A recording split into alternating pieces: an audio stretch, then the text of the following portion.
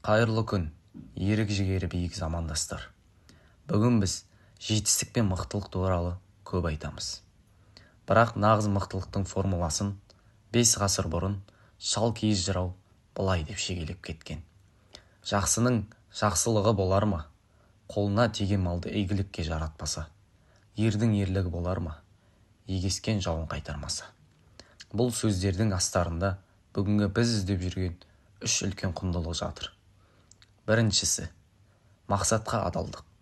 Жырау айтқан егескен жау ол тек сыртқы жау емес. Бүгінгі заманда ол сенің алдыңда шыққан кедергілер. Білім жолындағы қиындықтар мен өзіңді тосып тұрған сәтсіздіктер. Екіншісі, парасат пен жомарттық. Шалкиіз жыраудың философиясында мықты адам өзімшіл адам емес. Жақсының жақсылығы игілікке жаратуында.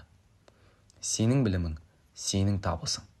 Сенің күшің тек өзіңе ғана емес, еліңе, отбасыңа, айналаңа пайда тигізгенде ғана шынайы құндылыққа айналады.